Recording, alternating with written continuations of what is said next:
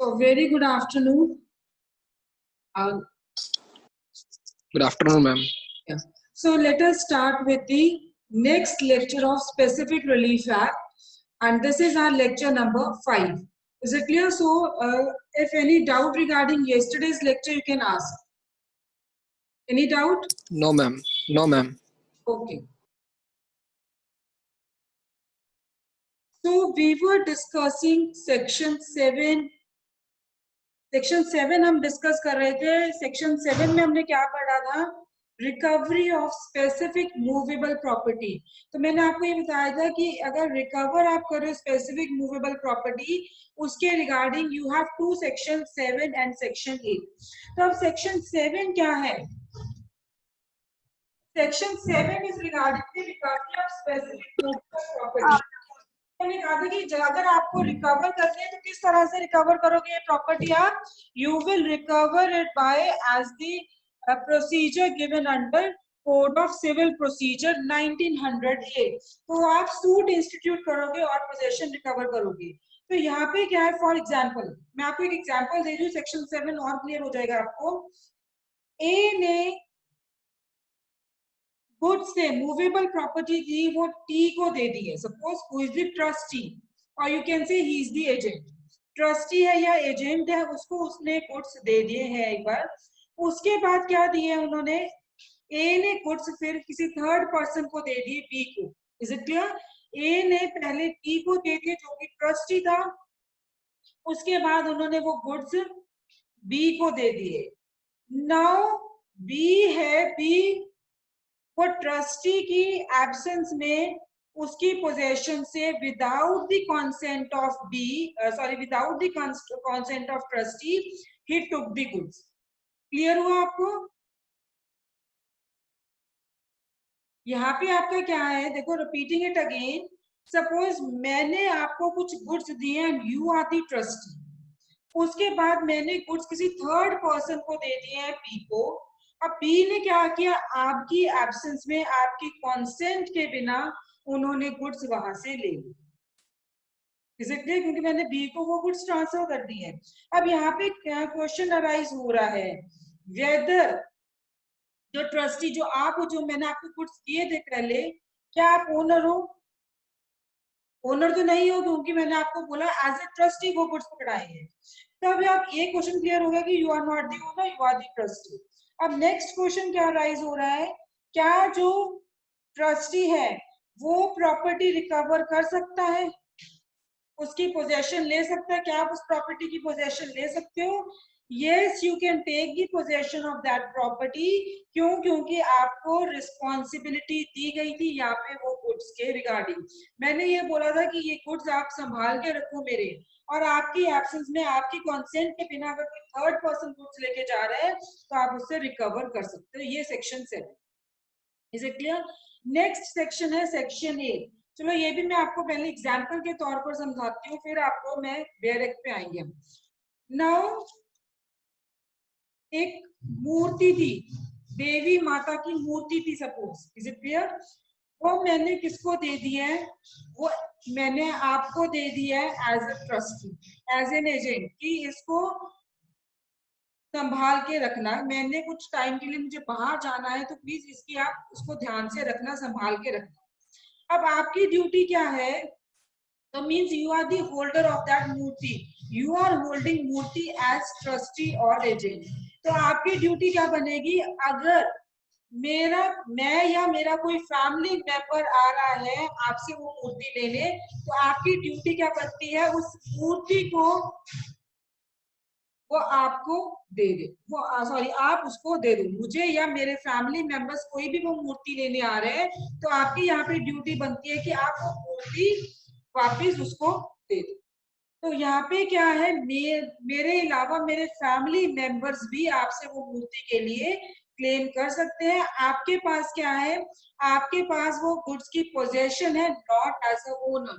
You are not the owner there. तो यही आपको सेक्शन 8 कहता है कि उस पर्सन की लायबिलिटी क्या है, जो पोजेशन में है, नॉट एज एन ओनर.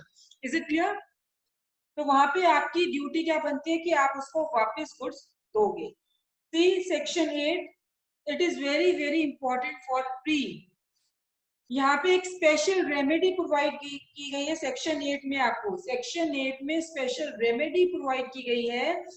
जो भी कोई पर्सन है, see liability of a person in possession, तो आपको मैंने वो देवी माता की मूर्ति पकड़ाई थी, आपकी पोजेशन में है, नॉट एज अ ओनर, तो आप ओनर भी नहीं हो, to deliver to the person entitled to immediate possession, कि उस पर्सन को आप डिलीवर कर दो जो इमीडिएट पोजेशन की इंटाइटल में है। जैसे मैंने अभी बोला कि मैं या मेरे फैमिली मेंबर्स पे अगर आ रहे हैं तो आप भी उनको डिलीवर करोगे वो मूर्ति। Any person having the possession or control of a particular article of movable property, any person having the possession or control of a particular article of movable property, जिसका वो ओनर नहीं है, उनको हम कंपेयर कर सकते हैं specifically to deliver it to the person entitled to its immediate possession in any of the following cases. अब कौन से केसेस में आप प्रॉपर्टी को डिलीवर करोगे? When the thing claimed is held by the defendant as an agent or trustee of the plaintiff। तो यहाँ पे ये पहला पॉइंट क्या है कि आपने वो गुड्स होल्ड किए हैं, सिर्फ आप क्लेम कर रहे हो एज अ एजेंट और trustee of the plaintiff. Is it clear? तो यहाँ पे मैं प्लेंटिफ थी सपोज, और आपको मैंने वो देवी माता की मूर्ति दी थी, तो वो आप किस तरह से हेल्प कर रहे थे? एज एन एजेंट और ट्रस्टी। अगर आपने वो मूर्ति मेरे फैमिली मेंबर्स को नहीं दी है तो आपको वो स्यू कर सकते हैं।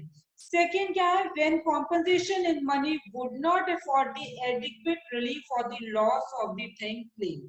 तो यहाँ पे क्या है कि तब आपको वो गुड्स देने ही पड़ेंगे जब अगर सपोज लॉस हो गया है, गुम हो गया है कुछ, और वो कॉम्पनसेशन भी मनी में इट इज नॉट एडिक्वेट।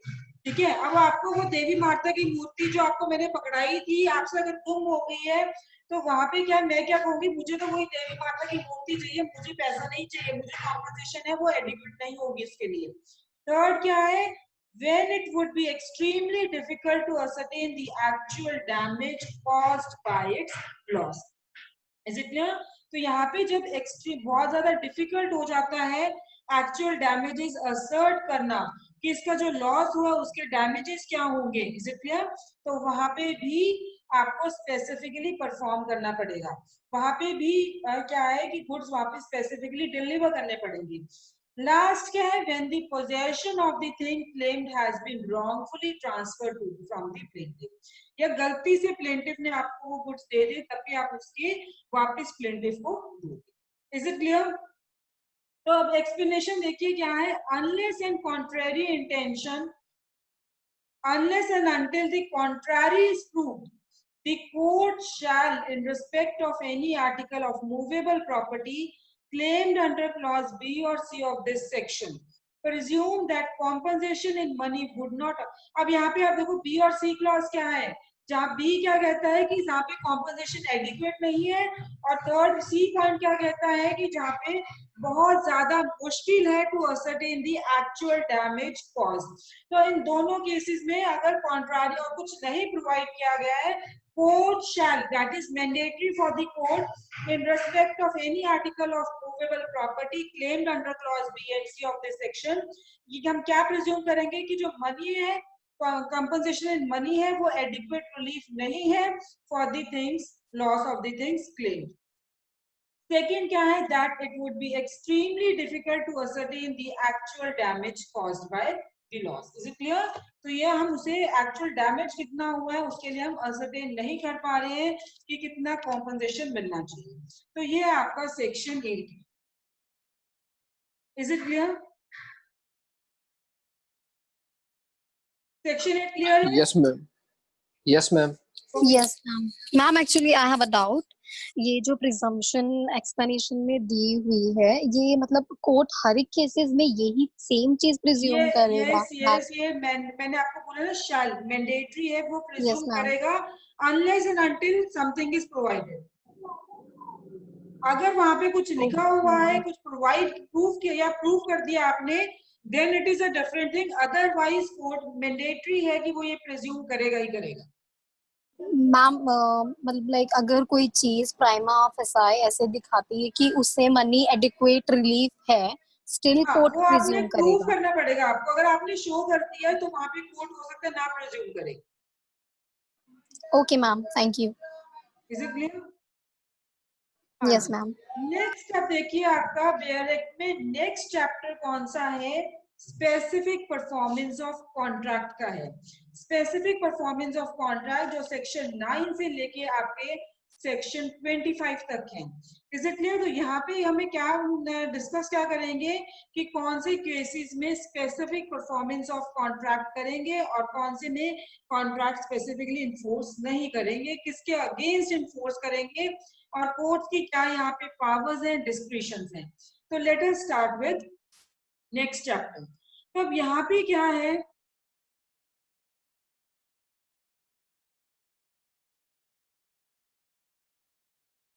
और स्पेसिफिक परफॉर्मेंस का मीनिंग मैंने आपको ऑलरेडी क्लियर कर दिया था हमारे फर्स्ट लेक्चर में। तो वो हमने क्या डिस्कस किया था कि स्पेसिफिक जहाँ पे आप कॉन्ट्रैक्ट को स्पेसिफिकली इन्फोर्स करवा रहे हो, इज इट क्लियर? तो वहां पे क्या है यूज कि नहीं हम मुझे तो यही चाहिए। इट मींस इट सी जो आपका स्पेसिफिक परफॉर्मेंस है it is based on equity and justice. He who seeks equity shall do equity. Is it clear? तो अब यहाँ पे क्या है, कौन से सेक्शंस में ये प्रोवाइड किया गया? Contracts which can be specifically enforced. Section 10 से लेके सेक्शन 13 तक आपको ये बताया गया है कौन से केसेस में कॉन्ट्रैक्ट स्पेसिफिकली इन्फोर्स है।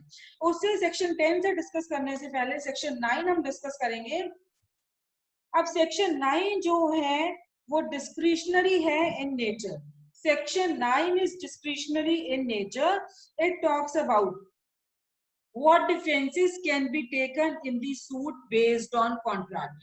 अगर कोई सूट आपने इंस्टीट्यूट किया कॉन्ट्रैक्ट के बेसिस पे तो वहां पे आपके पास क्या डिफेंसेस होंगे? Is it clear? So see, except as otherwise provided herein, except as otherwise provided herein, where any relief is claimed under this chapter in respect of contract, is it clear? जहाँ पे आप contract के basis पे relief मांग रहे हो इस chapter के अंदर, that is under chapter 2 of specific relief act. Person against whom the relief is claim, जिसके अगेंस्ट आप रिलीफ क्लेम कर रहे हो, डिफेंडेंट के अगेंस्ट जो रिलीफ क्लेम कर रहे हो, may plead by way of defense on any ground which is available to him under any law relating to contract। is it clear? तो इसमें क्या है, there is nothing in this section, सिर्फ आपको यही बता रहे हैं कि जो कॉन्ट्रैक्ट के अकॉर्डिंग अगर आप कोई डिफेंस ले सकते हो तो यहाँ पे आपको उसके लिए मना नहीं किया जाएगा। जिसके अगेंस्ट आप रिलीफ क्लेम कर रहे हो, जिसके अगेंस्ट आप रिलीफ क्लेम कर रहे हो, वो प्लीड कर सकता है कोई भी डिफेंस, कोई भी ग्राउंड जो कि उसको अवेलेबल है कॉन्ट्रैक्ट लॉ के अंडर। क्लियर? तो यहाँ पे आपका क्या है, yes ma'am. Defences relating respecting suits for relief based on contract. Next आपका आ रहा है सेक्शन 10। अब section 10 it is very very important. अब यहाँ पे सेक्शन 9 में आपको एक और बात बता दूं जो कि ऑब्जेक्टिव में आ जाते हैं क्वेश्चंस। अब यहाँ पे क्या है, सेक्शन 9 जो आपका है, सेक्शन 9 में वॉइड एग्रीमेंट्स एक्सक्लूडेड है, वॉइड और अनलॉफुल एग्रीमेंट्स एक्सक्लूडेड है। इसे क्लियर? क्योंकि कॉन्ट्रैक्ट में क्या कंडीशन है कि वैलिड कॉन्ट्रैक्ट होने चाहिए। ठीक है, वैलिड जो आपको कॉन्ट्रैक्ट के अंदर अगर आपके पास कोई रेमेडी है, डैमेज आपको मिल रही है, कोई डिफेंस है आपके पास, वो आप क्लेम कर सकते हो। लेकिन वॉइड और अनलॉफुल एग्रीमेंट्स है, they are excluded. Now question arises whether voidable be excluded। Voidable agreements are, voidable contracts are not excluded। Is it clear? They are not excluded। Why they are not excluded voidable contracts? क्योंकि ये valid contract होते हैं। जो voidable contracts होते हैं वो आपके valid contract होते हैं until avoided। जब तक आप उनको avoid नहीं करोगे तो वो valid contract होते हैं। तो अगर कोई किसी पार्टी ने वो कॉन्ट्रैक्ट को अवॉइड नहीं किया है then it is enforceable under law of contract. अगर वो लॉ ऑफ कॉन्ट्रैक्ट के अंदर इन्फोर्सेबल है तो आप उसको स्पेसिफिकली भी इन्फोर्स करवा सकते हो under specific relief. Is it clear? तो अगर आपको ये ऑब्जेक्टिव आ जाता है कि voidable contracts excluded है या नहीं, तो voidable contracts are not excluded, only void and unlawful agreements are excluded. Is it clear? Now in section 10, cases in which specific performance of contract enforceable. अब ये जो section है हमारा section 10, ये मैंने आपको कल भी बताया था, इफ यू रिमेम्बर, हमने प्रीवियस सेशन में डिस्कस किया था, इफ यू रिमेम्बर, कि जो सेक्शन 10 है इसकी अमेंडमेंट हो रखी है 2018 अमेंडमेंट एक्ट से, it has this section has been mandatory, sorry this section has been amended. तो अब यहाँ पे क्या है, मैं आपको पहले पुराना लॉ बता दूं क्या है, तो आपको इजी हो जाएगा अंडरस्टैंड करने के लिए कि अमेंडमेंट क्या आई है हमारे यहाँ पे। अब यहाँ पे जो सेक्शन 10 में कोर्ट्स की डिस्क्रिशनरी पावर थी, कोर्ट्स की डिस्क्रिशनरी पावर थी कि वो स्पेसिफिक परफॉर्मेंस ग्रांट करेंगे या नहीं करेंगे। Is it clear? तो अब यहाँ पे क्या है, और यहाँ पे जो नया एक्ट है, नए एक्ट में, sorry amend not new act, you can से अमेंडमेंट एक्ट 2018 में उन्होंने वर्ड शैल लगा दिया है, वर्ड शैल यूज कर दिया है। और वहां पे क्या है, शैल वर्ड का मतलब क्या होता है, ये कोर्ट के लिए मैंडेटरी है, कोर्ट के लिए मैंडेटरी है कि वो स्पेसिफिक परफॉर्मेंस ऑफ कॉन्ट्रैक्ट को ग्रांट करेंगे। Is it clear? They will grant specific performance of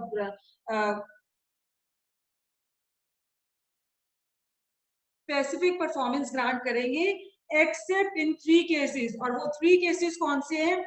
section 11 clause 2 of specific relief act, section 14, section 16। हमारा जो 1963 का लॉ है वहां पे क्या कह रहे हैं कि कोर्ट्स की डिस्क्रिशनरी पावर्स है। देखिए बेरक, देखिए except as otherwise provided in this chapter, जो इस चैप्टर में दिया गया उसको छोड़ के specific performance of any contract में, specific performance of any contract may in the discretion of the court be enforced। तो may word है, it means, और यहाँ पे क्लियरली लिखा कि कोर्ट की डिस्क्रिशनरी पावर है, तो अगर स्पेसिफिक परफॉर्मेंस देना है नहीं देना, कोर्ट की क्या है, डिस्क्रिशनरी पावर्स है ना। लेकिन जो अमेंडमेंट एक्ट 2018 है वहां पे इन्होंने मैंडेटरी कर दिया है कि there should be, it is mandatory for the courts to grant the specific performance। is it clear? तो अब सेक्शन, आप पुराना जो लॉ है, पुराने लॉ में आपको क्या दिया गया है, कैन बी इन्फोर्स्ड एक क्लॉज में when there exists no standards of ascertaining actual damage। ठीक है, अगर आपने सपोज कॉन्ट्रैक्ट किया था, नहीं परफॉर्म किया एक पार्टी ने, तो उसकी वजह से जो भी लॉस हुआ, अगर वहां पे कोई आपके पास मेथड नहीं है कि किस तरह से डैमेजेस को कैलकुलेट कर पाओ आप, तो इन दैट केस कोर्ट क्या है, कोर्ट आपको स्पेसिफिक परफॉर्मेंस दे भी सकता है, नहीं भी, डिस्क्रिशनरी पावर है कोर्ट्स की। नेक्स्ट क्या है, B clause, when the act agreed to be done is such that the compensation in money for its non performance would not afford adequate relief। कि जब एक्ट एग्री किया आपने, जो act agree किया था कि वो आप करोगे, और वो उसकी अगर अगर आप उसको कॉन्ट्रैक्ट को नहीं परफॉर्म कर रहे हो, उसकी जो आप में मनी कॉम्पनसेशन एडिक्वेट रिलीफ नहीं है, तो उसमें भी कोर्ट आपको डिस्क्रिशनरी पावर है कोर्ट की कि वो आपको स्पेसिफिक परफॉर्मेंस ग्रांट करेंगे या नहीं करेंगे। अब एक्सप्लेनेशन क्या है इसमें, unless in until contrary is proved, court shall presume, court क्या प्रिज्यूम करेंगे कि अगर कोई कॉन्ट्रैक्ट का ब्रीच हुआ है and that was for the transfer of immovable property, तो वहां पे क्या इमूवेबल प्रॉपर्टी का कॉन्ट्रैक्ट का ट्रांसफर करना था, आपने ट्रांसफर नहीं की है, तो वहां पे मनी कॉम्पनसेशन एडिक्वेट रिलीफ नहीं है, ये कोर्ट प्रिज्यूम करेगा। अगर फिर आपको आगे सेकंड जो क्लॉज है एक्सप्लेनेशन में, ट्रांसफर ऑफ मूवेबल प्रॉपर्टी, कि अगर आपने कोई मूवेबल प्रॉपर्टी ट्रांसफर करनी थी लेकिन अब उसको आपने नहीं ट्रांसफर किया, मींस ब्रीच ऑफ कॉन्ट्रैक्ट हो गया, तो उसमें उस पार्टी को हम रिलीव कर सकते हैं। अब मतलब उसमें उसको स्पेसिफिक नहीं मिलेगा, accept in the following cases, 2 cases में इसको स्पेसिफिक परफॉर्मेंस मिलेगा। और वो पहला केस क्या है, जहां पे वो प्रॉपर्टी, मूवेबल प्रॉपर्टी, वो ऑर्डिनरी आर्टिकल ऑफ कॉमर्स नहीं था। इसलिए ordinary article of commerce means कि वो ऐसी रूटीन में आपकी मार्केट में नहीं मिल रहा है, या स्पेशल वैल्यू था, उसके लिए आपके कोई फीलिंग्स थी, इज इट क्लियर? तो उसमें आपको क्या, जो आपको क्या है in the sense which is not easily obtainable in the market, तो वहां पे आपको स्पेसिफिक परफॉर्मेंस ग्रांट होगा। नेक्स्ट क्या है कि where the property is held by the defendant as agent और ट्रस्टी ऑफ द प्लेंटिफ, कि जहां पे प्रॉपर्टी डिफेंडेंट के पास थी एज एन एजेंट और ट्रस्टी ऑफ द प्लेंटिफ, तो वहां भी आपको स्पेसिफिक परफॉर्मेंस मिलेगी। Is it clear? नाउ अब यहाँ पे इसका मीनिंग क्या है कि where there exist no standards of ascertaining actual damages. चलो ये मैं आपको एक एग्जांपल से एक्सप्लेन करती हूँ। अब कुछ ऐसा आर्टिकल है जो ऐसे गुड्स हैं आपने वो सेल किए जो अवेलेबल है मार्केट में, तो अब उसका अगर लॉस है, उसका कोई नुकसान हुआ है, तो वहां पे आप क्या है उसके डैमेजेस कैलकुलेट कर सकते हो कितना नुकसान हुआ है बिटवीन द कॉन्ट्रैक्ट प्राइस और मार्केट प्राइस में से on the date of breach. ठीक है, जिस दिन आपने ब्रीच ऑफ कॉन्ट्रैक्ट किया है उस दिन कॉन्ट्रैक्ट प्राइस और मार्केट प्राइस का डिफरेंस निकाल लोगे तो आपको पता लग जाएगा कि कितना लॉस हुआ है। लेकिन तो इस केस में स्पेसिफिक परफॉर्मेंस अलाउ नहीं किया जाएगा क्योंकि पता है कि डैमेजेस कितने देनी है ना। अब एक ए ने बी से अग्री किया, ए ने बी से अग्री किया कि वो एक पिक्चर परचेज करेगा बी से, और वो भी वो पिक्चर परचेज करेगा जो कि डेड पेंटर ने बनाई है, डेड पेंटर ने पेंट की है। तो यहाँ पे अगर बी उसको वो पिक्चर नहीं दे रहा कॉन्ट्रैक्ट करने के बाद, तो यहाँ पे ए बी को कंपेल कर सकता है, फोर्स कर सकता है to specifically perform the contract, क्योंकि यहाँ पे कोई भी स्टैंडर्ड नहीं होगा for ascertaining the actual damage. ठीक है, यहाँ पे आप नहीं कह पाओगे कितना डैमेज होना चाहिए। जब मैंने दूसरी बात क्या की थी कि जब मनी कॉम्पोजिशन एडिक्वेट रिलीफ नहीं है, तो ये आपको इजीली क्लियर हो गया होगा कि एडिक्वेट रिलीफ नहीं है। कौन से केसेस में एडिक्वेट रिलीफ नहीं होगा? एनीबॉडी? अभी हमने कहा है जो ऑर्डिनरी आर्टिकल नहीं है, स्पेशल वैल्यू है, कोई फीलिंग्स है उस गुड्स के लिए, तो वो वहां पे स्पेसिफिकली परफॉर्म होगा contract. Is it clear? Any doubt? No ma'am. तो अब ये जो रेमेडी है सेक्शन 10 में, जो रेमेडी थी ये बोरो की गई है कॉमन लॉ सिस्टम में। इट मींस ओरिजिनली ये जो प्रोविजन है this was formulated bye courts of equity. Is it clear? तो अब ये क्या है, ये कोर्ट्स ऑफ इक्विटी से बोरो किया गया और ये सेक्शन चैप्टर 2 में डाल दिया गया स्पेसिफिक रिलीफ एक्ट में। ये जो रेमेडी है ये क्यों फॉर्मुलेट हुई थी सेक्शन 10 में, जो रेमेडी है क्यों फॉर्मुलेट हुई थी, क्योंकि यहाँ पे नॉर्मल कॉम्पेंसेटरी रेमेडी फेल हो गई थी। वहां पे कॉम्पोजिशन नहीं पता लग रहा था कि कितना देना है, असरटेन नहीं कर पा रहे थे, कैलकुलेट नहीं कर पा रहे थे।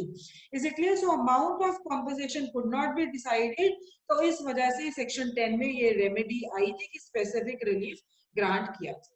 मॉनेटरी कॉम्पोजिशन फेल हो गई थी। नाउ सेकेंड थिंग क्या है कि अगर मनी कॉम्पोजिशन को आप कैलकुलेट भी कर पा रहे हो, डैमेजेस को भी कैलकुलेट कर पा रहे हो, but then also specific performance order किया जा सकता है जब उसके उस कॉन्ट्रैक्ट के लिए मॉनेटरी कॉम्पोजिशन एडिक्वेट नहीं है, सैटिस्फैक्टरी नहीं है। तो हमारा जो इंडियन स्पेसिफिक रिलीफ एक्ट है उन्होंने सारा का सारा कॉन्सेप्ट कहां से बोरो किया है? Courts of equities. Is it clear? Now you can not से कि it is a main remedy. ये मेन रेमेडी नहीं है सेक्शन 10 की, ये एडिशनल रेमेडी है, सप्लीमेंट्री रेमेडी है, और यू कैन से सेकेंडरी रेमेडी है। ये सिर्फ तभी अवेलेबल है पार्टीज को in the event of failure of normal remedy, जहां पे कॉम्पोजिशन नहीं ग्रांट हो सकती। ठीक है, अब स्पेसिफिक रिलीफ की हम स्टार्टिंग से बात कर रहे हैं, बट स्पेसिफिक रिलीफ आपको डिफाइन कहीं पे भी नहीं है। Is it clear? सो अगर स्पेसिफिक रिलीफ की जो डेफिनेशन है, मीनिंग क्या है उसका, we can clarify by the we can explain by the जजेस, वेरियस जजेस और यूरिस्ट ने अगर कोई दिया या किसी केस लॉज में दिए। Is it clear? तो अब यहाँ पे क्या है आपका कि जो रेमेडी सेक्शन रेमेडी कब अलाउ की जाएगी? अगर हम सेक्शन 9, 10 और 16 की प्रोविजंस को रेगुलेट करेंगे। अगर कोई भी प्रोविजंस को हम एनालाइज कर रहे हैं तो इनके एलिमेंट्स क्या है? सबसे पहले कि अगर हम जैसे सेक्शन 9 की बात कर रहे हैं तो वहां पे कॉन्ट्रैक्ट, वैलिड कॉन्ट्रैक्ट होना चाहिए। ठीक है, सेक्शन 9 और 10 मैं आपको दोनों मिक्स करके बता रही हूँ। सेक्शन 9 में हमने जो कहा था, सेक्शन 9 में कहा था कि अगर पार्टीज के on the basis of contract, is it clear, on the basis of contract आप सूट बेस्ड रिलीव कर रहे हो, तो कॉन्ट्रैक्ट आपका वैलिड कॉन्ट्रैक्ट होना चाहिए, जहां पे मैंने आपको बोला था कि वॉइड नहीं होना चाहिए, अनइंफोर्सेबल नहीं हो, सॉरी अनलॉफुल नहीं होना चाहिए, तो कॉन्ट्रैक्ट वैलिड होना चाहिए। और किस तरह से वैलिड होगा? According to section 10 of Indian contract act, before the remedy of specific performance can be, इसलिए स्पेसिफिक परफॉर्मेंस के बोलने से पहले आपको इतना पता होना चाहिए, आपको ये पता होना चाहिए कि आपका जो कॉन्ट्रैक्ट है वो वैलिड है या नहीं। Is it clear? नेक्स्ट क्या है कि वहां पे कोई जस्टिफिकेशन या एक्सक्यूज नहीं होना चाहिए for non performance. there should no justification or excuse for non performance under the law, particularly defense of novation under section 62 of contract act। तो novation क्या है कि कॉन्ट्रैक्ट में चेंजेस आ गई, तो ये दो कंडीशन सेक्शन 9 में आ रही है कि कॉन्ट्रैक्ट आपका वैलिड होना चाहिए, कोई एक्सक्यूज नहीं होना चाहिए for the performance under law. Third thing क्या है कि जो प्लेंटिफ है वो रेमेडी और रिलीफ ले सकते हैं स्पेसिफिक परफॉर्मेंस के अंडर, अगर he himself, if he himself has performed his part of obligation or willing to perform। Plaintiff तभी स्पेसिफिक परफॉर्मेंस को रिलीफ मांग सकता है, स्पेसिफिक परफॉर्मेंस मांग सकता है अगर उसने अपना पार्ट परफॉर्म कर दिया है या वो रेडी है, विलिंग है टू परफॉर्म इट्स पार्ट। तो ये जो प्रोवाइडेड था, it was provided under section 16, section 16, और आल्सो सुप्रीम कोर्ट ने भी यहाँ पे यही कहा था कि यहाँ पे तभी वो मांग सकता है स्पेसिफिक रिलीफ अगर उसने अपना पार्ट परफॉर्म कर दिया है या नहीं। Is it clear? तो we have discussed 3 conditions, और ये तीनों conditions क्या है? प्रोसीजरल है, ये तीनों conditions प्रोसीजरल है। सेक्शन 10 ने आगे 2 सब्सटेंटिव कंडीशंस और है जिसके बिना स्पेसिफिक परफॉर्मेंस की रेमेडी अवेलेबल नहीं होगी, और वो रेमेडीज क्या है? नेचर है जो कॉन्ट्रैक्ट का should be one where damage cannot be determined and calculated। is it clear? Contract का नेचर क्या है? Should be one where damage cannot be determined and calculated। तो अगर कोई भी कॉम्पोजिशन है वो मैटर होगा कंजक्शन का और arbitrary in nature, therefore would be unfair against one और द अदर पार्टी। नेक्स्ट क्या है कि अगर जो डैमेज है can be calculated, even if the damages can be calculated, monetary compensation would be inadequate and unsatisfactory because of special situation in the contract।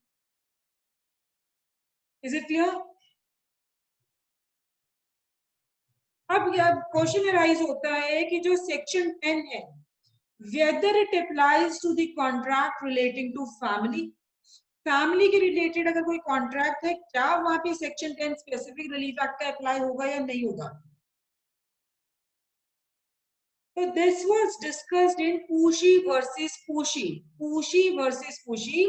उसमें क्या हुआ था कि जो कॉन्ट्रैक्ट है relating to family item, a movable item of sentimental value, if agree to be delivered to a party, तो वहां पे सेक्शन 10 आपका अप्लाई होगा।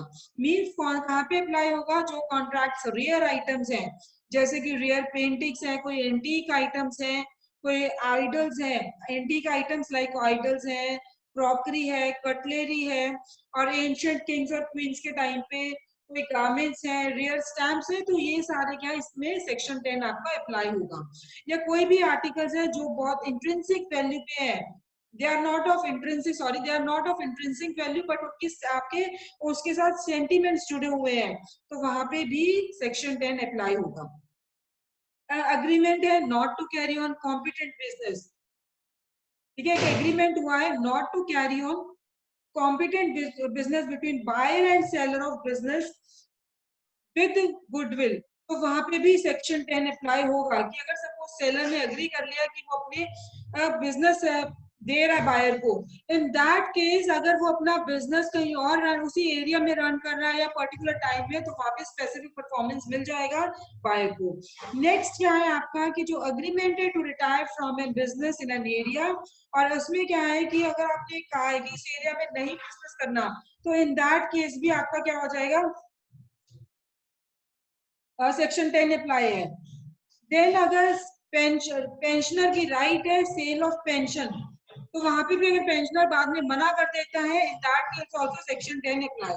तो ये कुछ केसेस है जहाँ पे सेक्शन 10 आपका अप्लाई हो रहा है। तो सो सेक्शन 10 है, that is an enabling section. Section 10 एक इनेबलिंग सेक्शन है जो कि आपको सब्सटैंटिव कंडीशंस बताता है।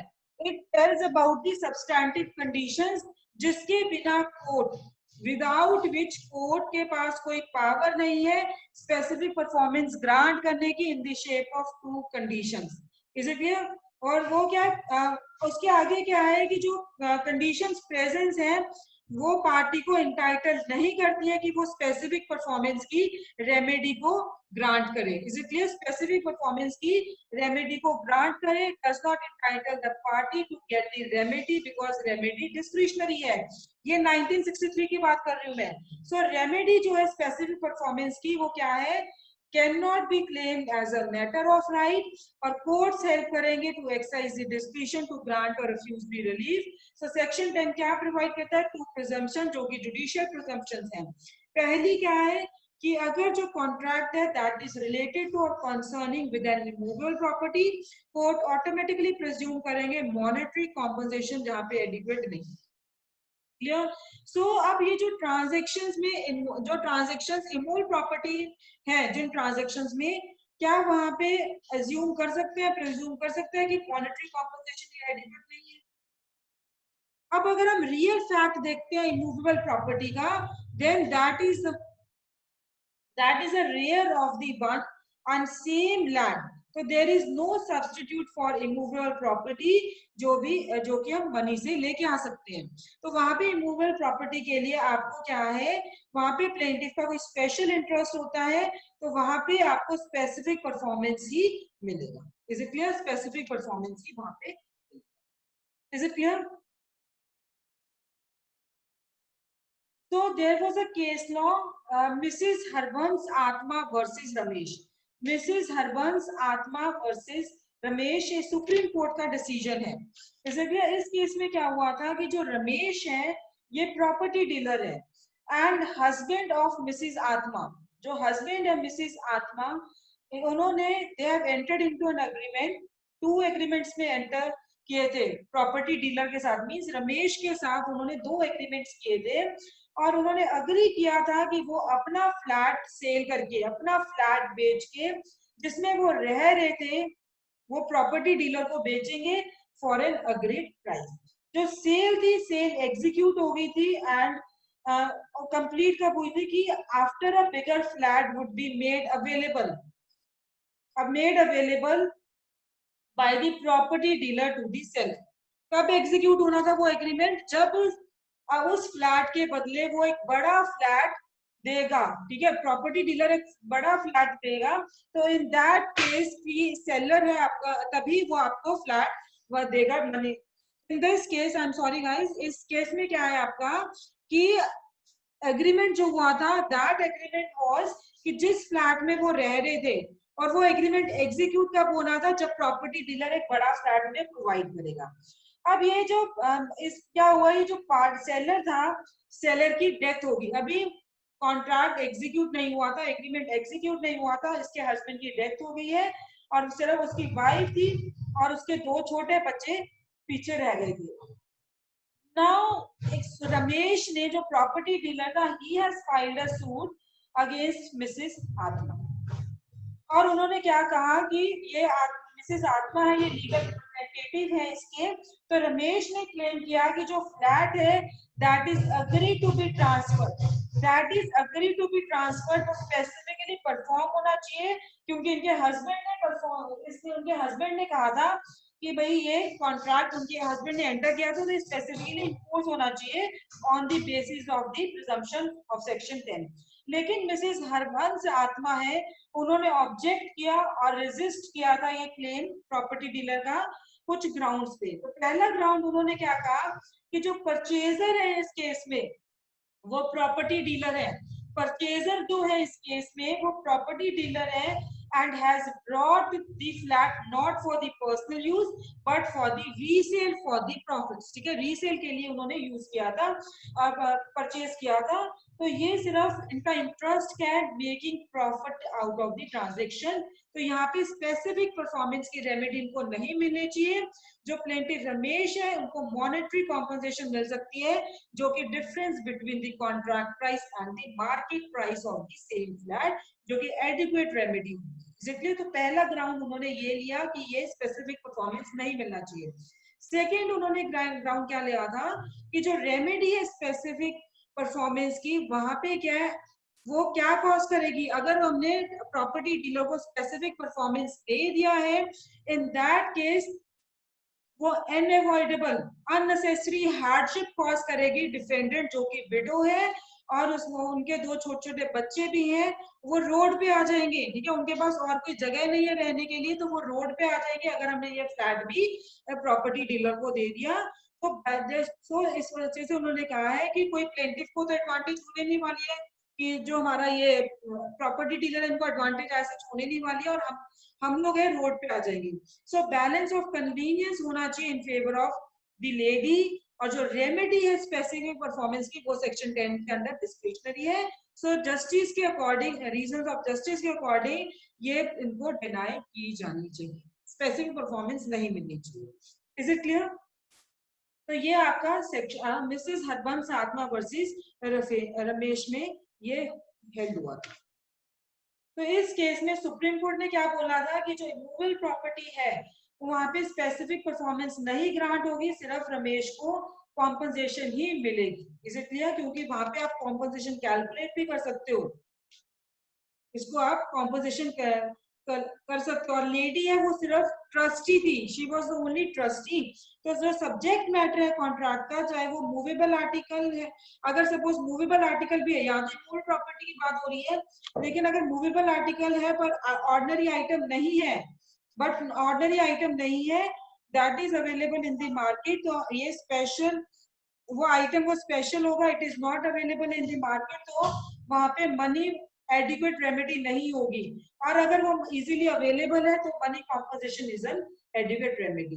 इस केस में इमूवेबल प्रॉपर्टी की बात हो रही थी, तो वहां पे हमने क्या कह दिया है कि वहां पे सिर्फ उसको मनी कॉम्पोजिशन मिलेगा। Is it clear? Harbans versus sorry Mrs Harbans Atma versus Ramesh. Is it clear? तो ये आपका पुराना लॉ था जो सेक्शन 10 था। Now we will talk about 2018 amendment में क्या आया है। देखो 2000 अमेंड, अब यहाँ पे मैंने आपको सेक्शन जो 10 बताया वहां पे यही बताया कि कोर्ट की डिस्क्रिशनरी पावर है, लेकिन अमेंडमेंट एक्ट हमारा क्या कह रहा है कि अब मैंडेटरी है। I am reading section amendment act, please ध्यान से सुनना, मैं अमेंडमेंट एक्ट आप लोगों के लिए रीड कर रही हूँ जो सेक्शन 10 है। Cases in which specific performance of contract is enforceable. Specific performance of contract shall be enforced. Is it clear? Specific performance of contract shall be enforceable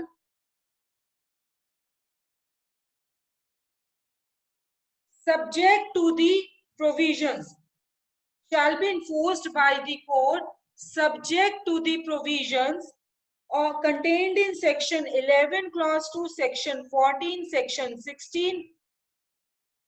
Is it clear? Repeating it again, specific performance of contract shall be enforced by the court subject to the provisions contained in section 11 clause 2, section 14 and section 16. तो यहाँ पे क्या word insert हो गया? शैल, कि ये mandatory है courts के लिए कि वो स्पेसिफिक परफॉर्मेंस ग्रांट करेंगे, लेकिन कौन से केसेस में नहीं करेंगे? सेक्शन 11 क्लॉज 2, सेक्शन 14, सेक्शन 16 में। इसलिए तो अब हम ये देखेंगे कि सेक्शन 14, 16 और सेक्शन 11 क्लॉज 2 क्या है। Just hold on guys.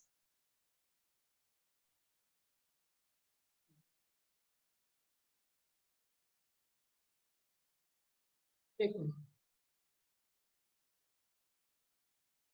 यहाँ पे आप ये देखो, section 10 of the act has been entirely substituted to now read that specific performance of a contract shall be enforced by the court subject to the provisions contained in section 11 clause 2 14 and 16. तो यहाँ पे क्या है, specific performance अब mandatorily grant होगी, पर जो exceptions है वो exceptions कौन सी है, 11 to 14 and 16 of the amended act. Is it clear? तो ये जो मेजर चेंज आया है 2000 अमेंडमेंट एक्ट में, सॉरी 2018 अमेंडमेंट एक्ट में, कि वो मैंडेटरी है कोर्ट्स के लिए कि वो स्पेसिफिक परफॉर्मेंस ऑफ कॉन्ट्रैक्ट को एनफोर्स करेंगे, except for the certain types of contract जहां पे परफॉर्मेंस आपकी स्पेसिफिकली इन्फोर्सेबल नहीं है. तो डिस्क्रिशन में क्या ग्रांट होगी कोर्ट्स को, previously while granting the specific performance including two circumstances under which specific performance could be granted.